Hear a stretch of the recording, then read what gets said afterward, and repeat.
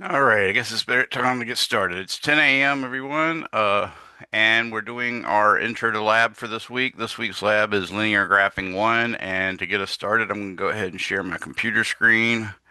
So here we go. Make sure I grab the right one. Looks like this one. Okay, so this is linear graphing 1. This is the lab you're doing this week.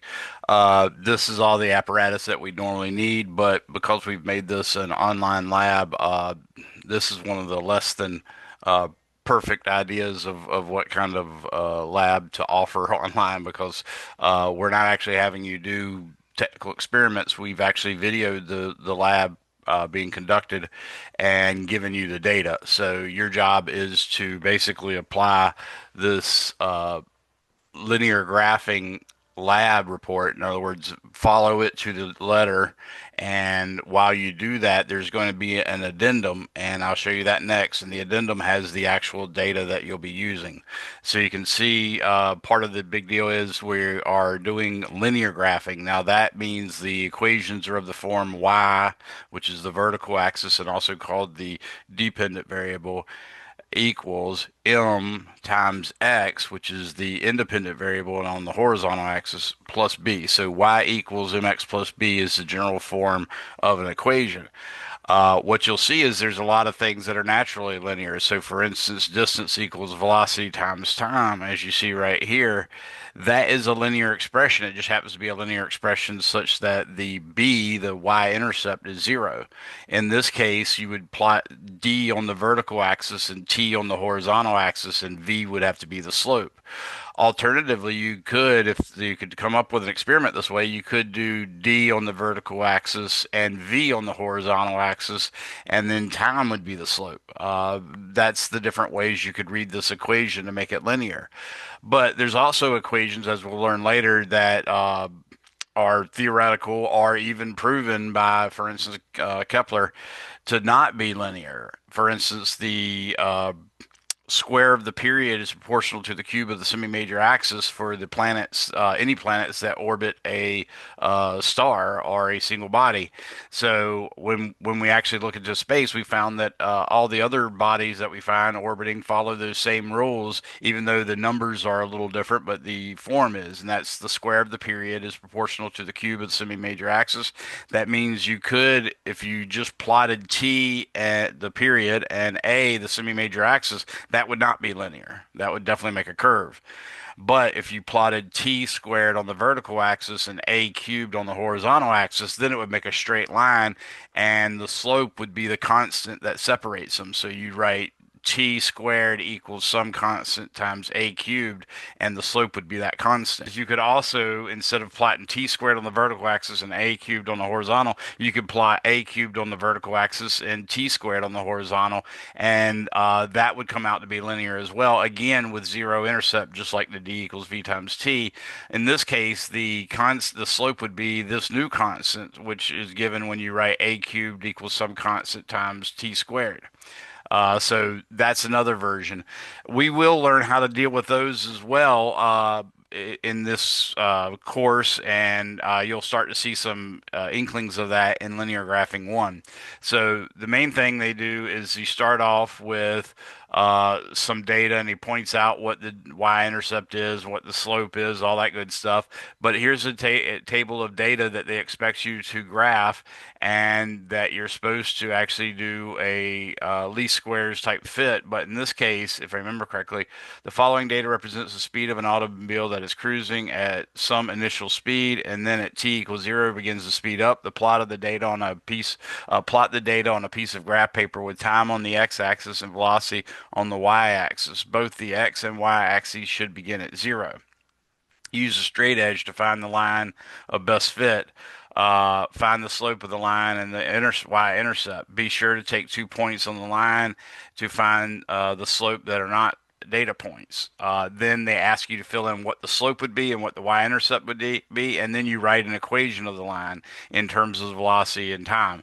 So this is a key aspect. For some reason, I'm seeing every semester that a good fraction of my students are not understanding how to take an equation like d equals vt and decide what variable you're supposed to plot on the horizontal axis, what variable you're supposed to plot on the vertical axis, and which variable is the slope. That's a skill that you have to have. It's just symbology to some extent, so but it's something that you've got to be able to do as a scientist, as a engineer, and as someone that just wants to pass this class. So that is something that we're trying to do, and this allows you to do it. Then you could also take the same data and plot it in Excel and see how close your data comes to the data that Excel got. You'll be surprised if you make the graph take as much graph paper as possible. In other words, make it as big as possible in the graph paper using appropriate scale.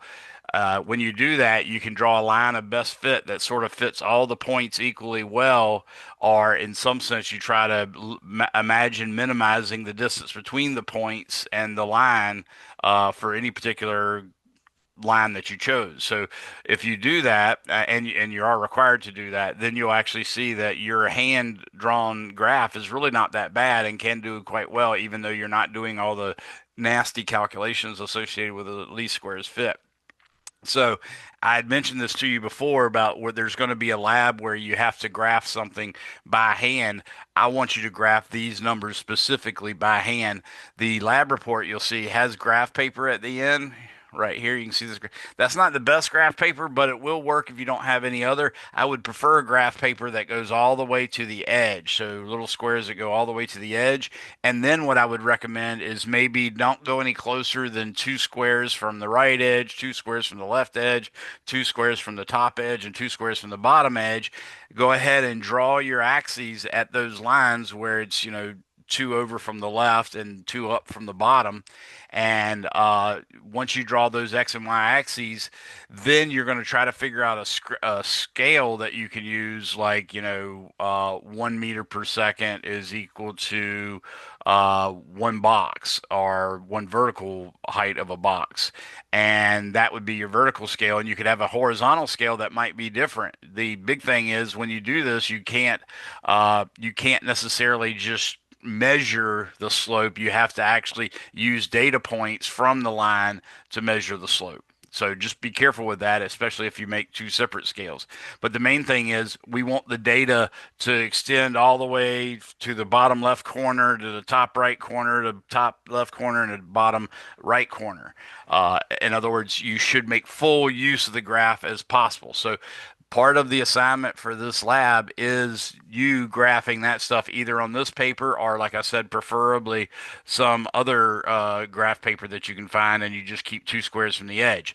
If you use this one, I don't want you counting two squares from the edge. I want you to use every bit of it. So I would suggest, assuming you don't have any negative X's and negative Y's, I would suggest making this edge right here the vertical axis, and then this bottom edge right here, the horizontal axis, and then making your data fit as best you can. Now, in this case, they did specifically tell you let me read it up here just to remind myself and to remind you guys and make sure I was remembering correctly. They said, plot data on a piece of graph paper with time on the x-axis and velocity on the y-axis. Both x and y-axes should begin at zero. That's a potential problem because you see some of these numbers don't go anywhere close to zero. So, for instance, the speed axis is going to have more or less 8 units with no data points. So that's going to cause some problems. I would like you to scratch the idea, I want you to do this as instructed, but additionally, I would like you to take and graph it again, but this time don't make it go all the way to zero. There's ways we can figure out what the y-intercept is without reverting to having to see exactly where it hits. So one graph should be exactly as the instructions said, hand drawn, taking the left axis or the left side of that graph paper. If you're using the graph paper that came with the graph, take that left side of that graphed area to be the y-axis, and take that bottom edge of the graphed area to be the x-axis. Plot all that. as the manual said, starting from zero, but then you're going to make another one, this time not starting from zero. Maybe you have to start it from 8 or 8.5 or even 8.7 or 8.6 or something like that for the speed part. But the time part, of course, would be to zero. So that's something you sort of have to consider as well. The big thing is you're going to make a scale in both cases where the graph takes up as much paper as possible, but knowing that the first instance where you're doing it the way the lab manual says is going to have some white space from 0 to 8 along along the speed axis. Uh, so now you'll have two hand-drawn graphs, and once you have the hand-drawn graphs, you can take 2 points on the hand-drawn line of best fit. You got to take literal 2 points and use your scale to figure out exactly what those numbers would be. You can't necessarily count lines if you did a different scale in the vertical and horizontal axis. So, and sometimes it's even problematic the other way. But the main thing is you have to use 2 points on the line as figured out by your actual scales that you did. Use those lines to calculate the slope. And then, assuming y equals mx plus b, and you now know the slope, you're going to plug in one of those data points to represent the x and the y, and that'll allow you to solve for b. Okay. Now, once those two graphs are done and those two curve fits are done and those y equals mx plus b forms are figured out, then you're going to take the same data and just graph it in Excel and do it exactly however you'd want to with Excel to see what its line of best fit is. And then you're going to compare that line of best fit by comparing a percent error. This is quite a bit different than what's the bare minimum of the lab report. So notice this is a part of your lab report that you have to do. It's not written in the lab manual, it's just explained here. So I need you to do that. Now, once you're done with all that, then you can move on from procedure A, and here's where it tells you all the stuff about the graphs and using the trend line and all that stuff in Excel. And remember, anytime the book or the manual asks you a question, your job is to answer that question. And that means, clicking next to the right of a question mark and then hitting return, return, return, and then going up to the middle line where there's white space above and white space below and typing that answer in some font other than black. You're supposed to do that with every question that appears on this document. Okay. Every blank that appears in this document should be filled in properly. The same thing is true. That's true for all of our labs, unless I explicitly tell you otherwise on a specific point. You have to assume everything has to be typed in. And you can handwrite these, put them in or whatever, but that normally requires you to print out a paper form and stuff like that. And I'm trying to avoid making you use any printer paper or any paper at all. But you can also write it in electronically, and that would be fine. You don't have to type everything. If you actually are handwriting stuff, unless your handwriting is so pristine that I can't tell it from typing, which I doubt anybody could do, then whenever you do type it, you have to have a font color other than black. If it's handwritten, it's not necessary that it has to be some color other than black. You could use black with that. I would prefer a different color, but you're okay with using it. I'm not going to take off points for using black handwritten text. All this stuff you're doing. Now we're going to go to, that was part L. Part B, ball rolling on carpet. So this is a ball rolling down a meter stick and it's going to go onto the carpet some way. We've given you that data that you put in right here. Okay. You can type it in here with some font other than black, of course. And since these are distances and we've got the length marked here, you need to put what units you're using here. So maybe click next to distance 1 and write centimeters or whatever unit you're planning on using. The same thing with distance 2, and the same thing with distance 3, and the same thing with distance, the average distance. Remember, you either have to put the units in each cell with the number, or you have to have that whole column indicated as having that unit, or a whole row is indicating having that unit. So something like that has to be done. So that's the part B. Again, they're asking for a slope, an intercept, R squared value, then the equation. And again, you're supposed to switch it to the variables they asked you to do. And then part C is the Atwood machine. And we've given you the data for that as well. You can see the masses that you're talking about using, but this is the data. So you'll see in the addendum, there's a table of delta M values, and then there's a table of accelerations. You still have to calculate the average and do all the graphing, filling in again all these blanks, and there's the graph paper I talked about. Now, the other part, the addendum, this is what you have when you look at Lab 5 Linear Graphing 1 dash addendum. Okay. It says the video shows how the data was gathered. View the video that shows how the data was gathered. You will complete the lab precisely as explained in the lab book, but using the data below for the ball rolling on the carpet and the Atwood machine. So that's the data we're actually going to use. You see the three accelerations, you see the three distances. Again, you have to put these in. Since this is centimeters, I did not, or when we made this, we did not put in centimeters, but you know now that they are centimeters. So make sure you mark them on your table, unlike this table. Same thing with this. I don't show any units here, but the mass is kilograms and the accelerations are meters per second per second. So make sure you put that data in correctly, either having the unit right next to the number or having it at the heading of the column if it's in a column, or having it in the heading of the row if it's in a row. But that's it. That's the lab for this week. Let me show you how this appears in our modules. So in our module, you'll go down to, whoa, here we are, to week 6 lab module, and you'll see here's the ball on an incline with carpet video. Here's the Atwood machine video. Here's a intro that I did back in 2020 to this lab. So if you need some details on some of the things about the specific lab write-up, you can find them here, watching it as much as you need or as little as you need. You don't really have to watch it at all. That just is helpful in that I'm explaining the theory behind linear graphing and all that good stuff, more or less what I just did. But it might be nice to have a version of it that you can dial up at any time, just like this one. Okay. This is the actual document that you'll be typing into with fonts other than black. Remember, answering all the questions. Any sample calculations you do, you have to show me one of each type. All the normal rules for lab reports. This is where this is the addendum, and I don't have a assignment turn-in area right now, so I'm going to put that up. This would be Lab 5, Linear Graphing 1, which luckily you can see is, oh yeah, it is there. Good. Actually, I got two versions, so I'll put this one up. And now I'm going to make it available, and I'm going to click here and hope it has everything filled out. It does. It has the normal description of all the stuff you're supposed to do. It also has a actual document version of the regular lab without the addendum. What I have to do to this right quick is I edit it and make sure you guys can turn it on, turn it in.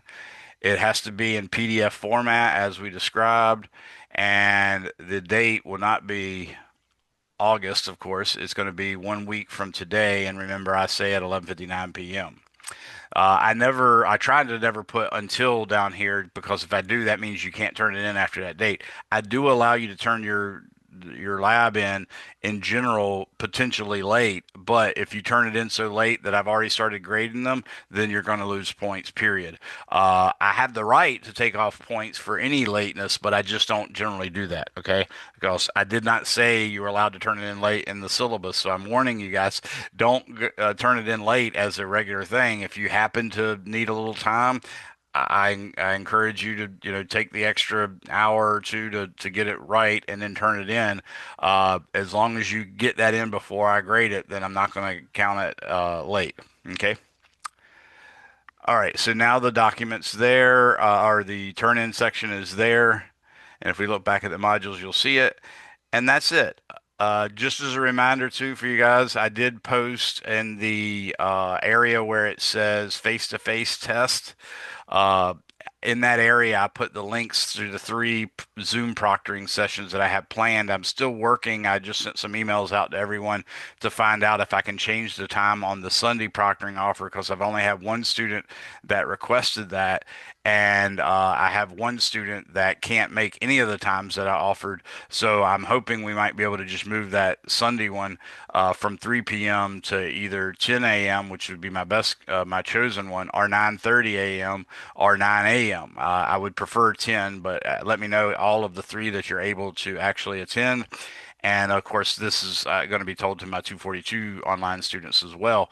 But the main thing is, if y'all can change that, that'd be nice. I don't think I've had anybody say they're coming to the Saturday session either. Everybody's supposed to email me by tonight at 11:59 to let me know that, and I'll be in a better place to know then. But I do have the session today at noon, so that Zoom invitation is already up, and it should be in your face-to-face test module.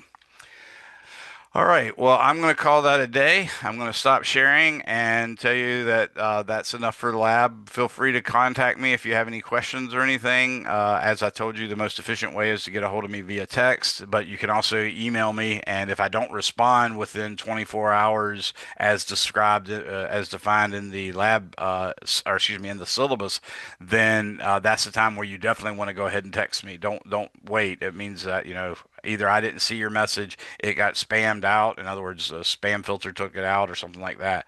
So make sure one, you're only emailing me from your TCC account. Two, you include your first and last name.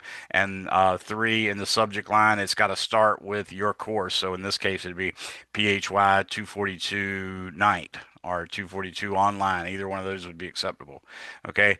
Additionally, if you do text me, I need your name every time you text me because I get a ton of texts from a ton of students, and I have to scroll all the way up through all the past texts before I can find who I'm talking to or even what class they're in. So remember, every time you text me, say, "Hey, this is such and such from 241 day class," or "Hey, this is such and such from your 241 online class or your 242 online class," or something like that. But remember, give me your first and last name and their class in all those communications.